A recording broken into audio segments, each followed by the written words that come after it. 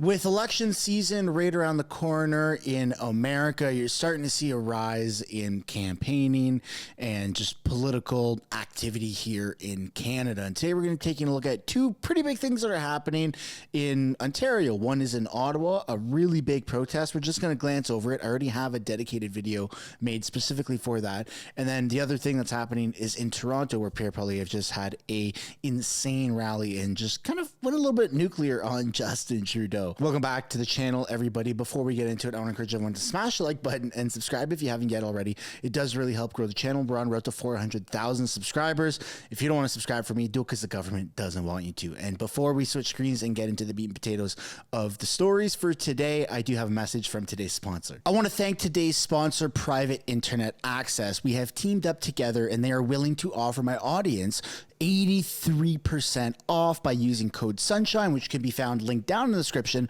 or the pinned comment below. There is a massive amount of censorship that's happening around the world, and Justin Trudeau is taking it into his own hands, which is why you need to protect yourself with a VPN. Now, what a VPN does is it encrypts your personal information so that when you're browsing on different websites, your info isn't shared. It's almost a way of putting a cloak over yourself, and the favorite way that I go about doing this is with private internet access. Even when it comes to simple things like getting the right information from the news, there is massive amounts of censorship happening. And the only way that you can really get an unbiased opinion is with a VPN. But above and beyond that, if you want to get different shows and movies on different platforms such as Netflix or Disney, and there's these geolocation restrictions, the only really way around that is with a VPN such as private internet access. Not only can you do that from a computer or a tablet, but you can also do that from your phone, which is why private internet access is the best way that I like to go about it. It's user-friendly,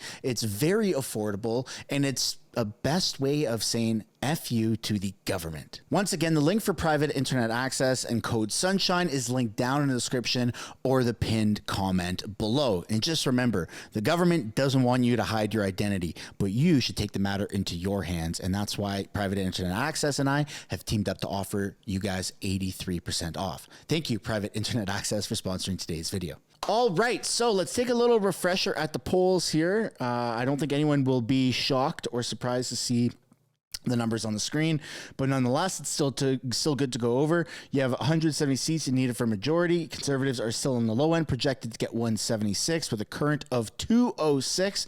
99% likely for the Conservatives to win the most seats, and 98% likely for them to win a majority, with a whopping 2% likelihood of the Conservatives to win a minority government. So still, Vegas betting odds are showing that the Conservatives are pretty much guaranteed to win, which is really good. And I'd love to know what you guys think down below in the comments. Objectively speaking, who do you think will win the next election?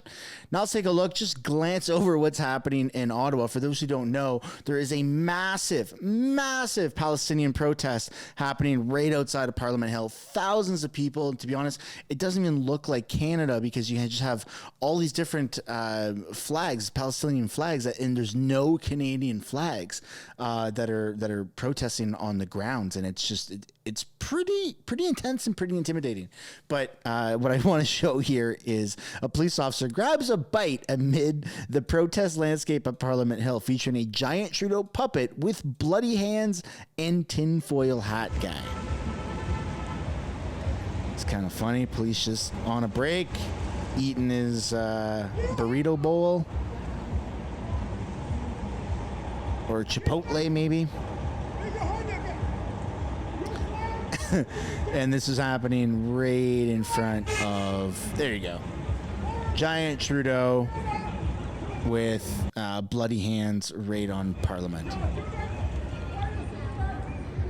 And the big march happened, I believe, yesterday.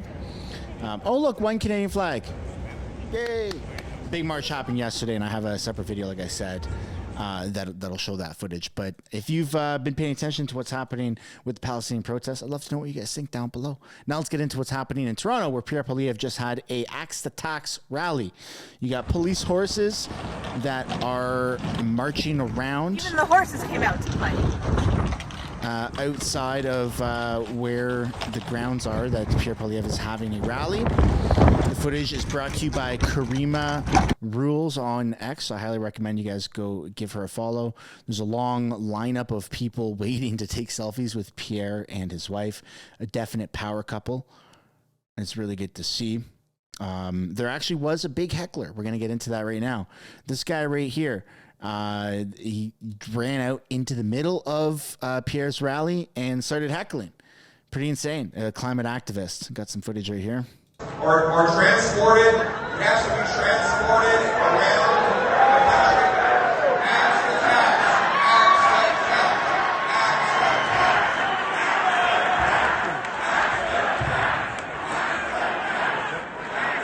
acts like tax, acts like tax. Now we know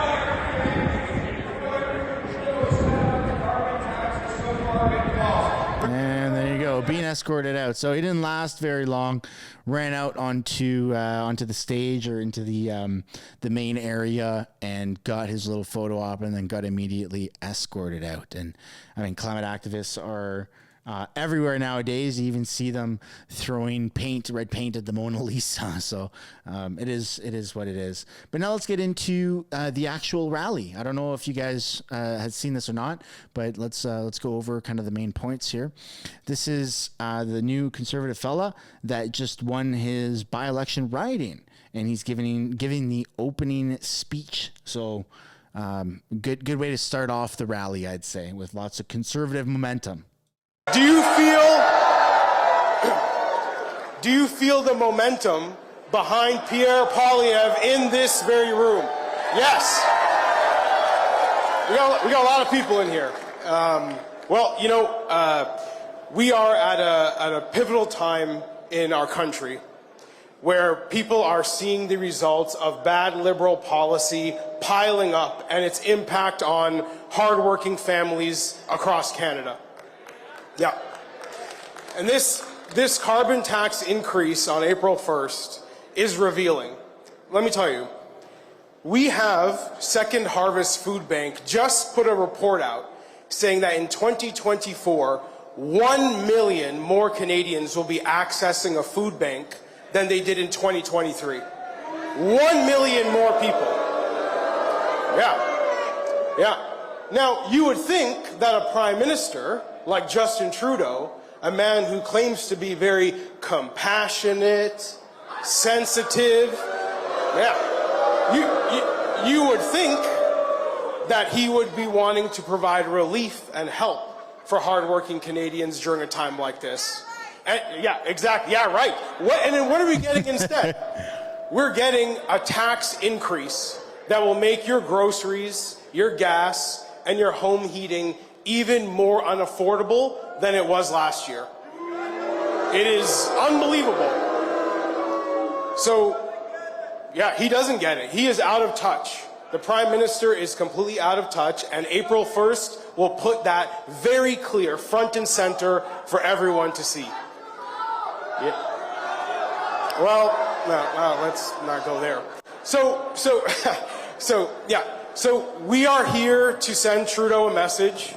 We are here to rally behind our leader, Pierre Poilievre, the next Prime Minister of Canada. Yes, sir. Yes, sir. It is my honor to introduce Pierre Poilievre's #1 supporter, a person whose life story many of us in this room can relate to.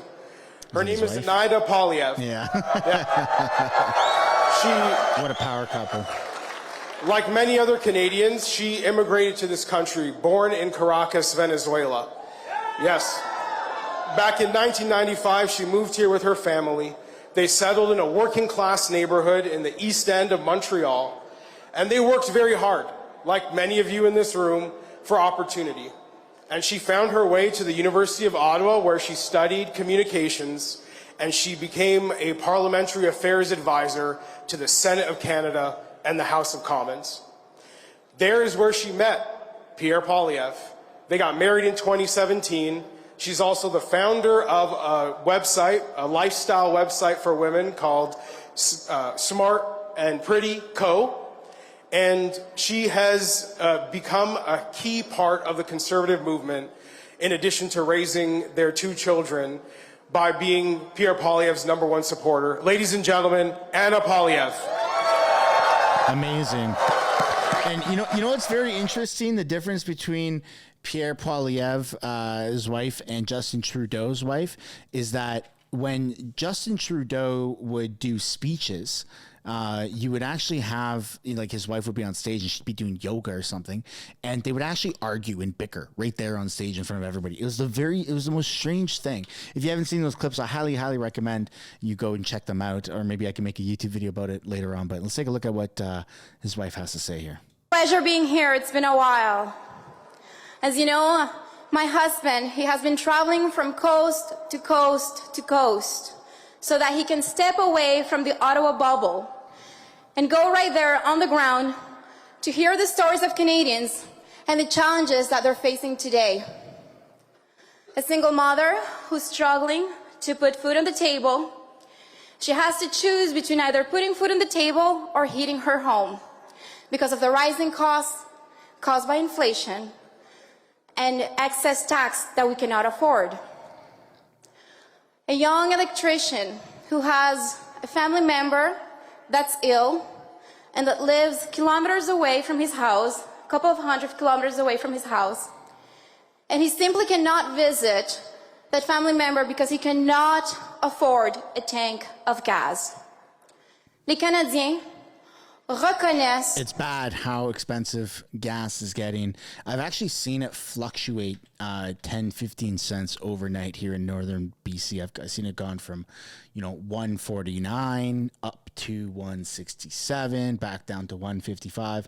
Literally day after day after day, it just fluctuates so much, and it's just so volatile that it seems disingenuous that the gas companies are just hiking rates as they want, and we're just stuck paying the bill. I mean, it's horrible. I understand you have to pay for the service, you have to pay for the product, but for it to be so volatile, for it to be what seems to be unregulated and criminal, how expensive things are right now. I mean, you go to the grocery store, you're buying 1 bag of groceries, 2 bags of groceries, and it's, how many $100 bills are you going to be dishing out that day? The day and age of filling up one of the handheld carts. Actually, that's something I've been doing, is when I go to the grocery store, I'll just carry like the handheld little shopping carts, or I'll carry groceries in my hands. And I mean, if I have my kid, obviously I got the cart in one hand and my kid in the other. But if I don't have my kid with me for that grocery run, then I'll just carry groceries in my hand. And that way I'm avoiding, spending money on food that might just go bad or might go to waste by filling up an actual pushing shopping cart. So I do find myself going to the grocery store maybe twice a week right now, just for small shops. But it's a good way to not only budget, but also just carry what you eat. And I mean, it's not a very good prepper mentality, because if things happen, I'm a little short in that sense on fresh food, I guess, and meats. But it's just something I've been doing with my family. Pénalise ceux qui souffrent le tax. That is why we're here, to axe the carbon tax.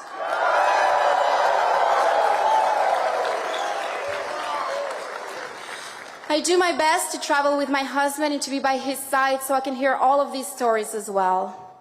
But then I have to stay home with our children to make sure that there's a parent home there giving them hope and reminding ourselves why we're doing this. It is not an easy path that we've chosen, but whenever my husband comes home and I see pain through his eyes, it reminds me why we're doing this. But then I see hope in his eyes. Because Canadians are standing tall, strong, raising, and you are the reason why we're doing this. And that is why every single sacrifice as a family, we do it together, and it is so worth it. Together, we're going to continue fighting, axing the tax, and bringing some common sense to this country. Nice. I love it. I love it. Now we're going to take a look at what Pierre Poilievre has to say in his speech, but I do want to add this in. I do think that at some point in the near future, it's going to be in the Conservatives' best interest to add additional things, add additional slogans above and beyond just axe the tax. I mean, yes, axing the tax is going to make life more affordable. It's going to make gas cheaper. It's going to, make groceries cheaper. And it's very easy for me to just sit here for the next 19, 18 months and go axe the tax, axe the tax, axe the tax.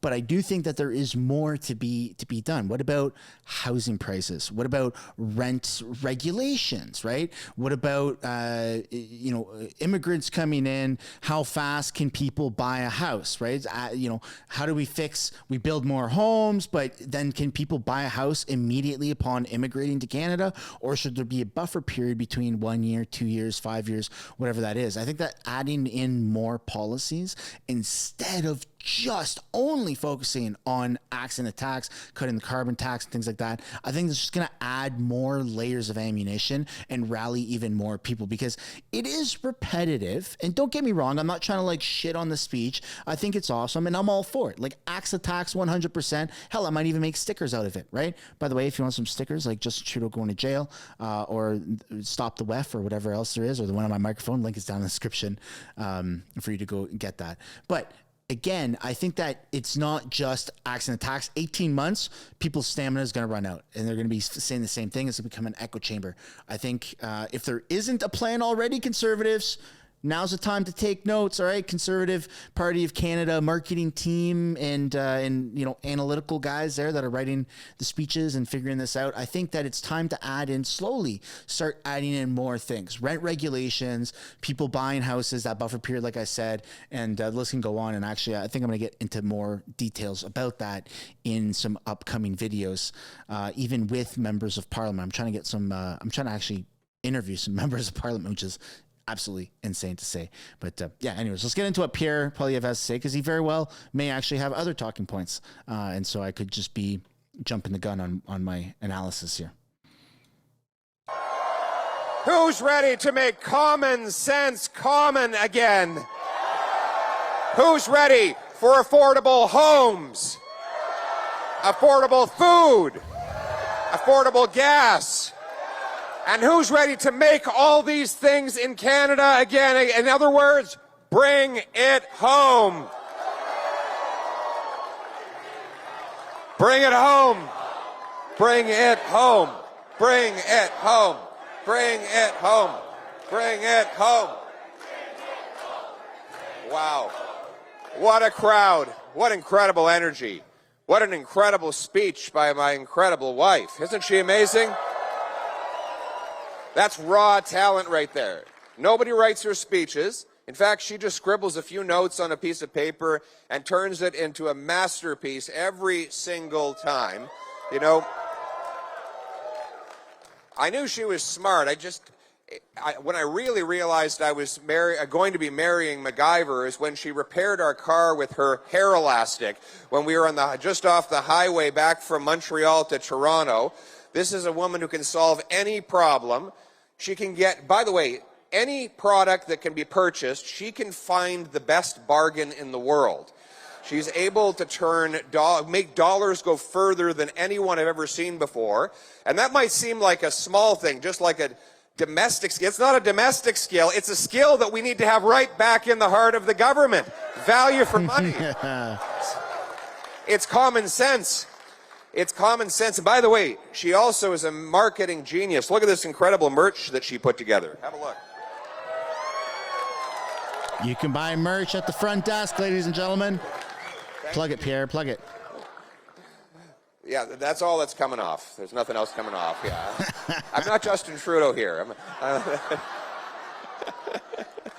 In fact, we have more of these shirts. Look at this. It's incredible shirts we have here. You can get them at bringithome.ca. Bringithome.ca. Plug it. Look at that. There you go. So, on what day will Justin Trudeau raise April 1st, which is what? April Fool's Day. She was the first. That's your prize there. She's getting an Axe the Tax t-shirt, and you know what she's going to do with that? She's going to bring it home. She's going to bring it home.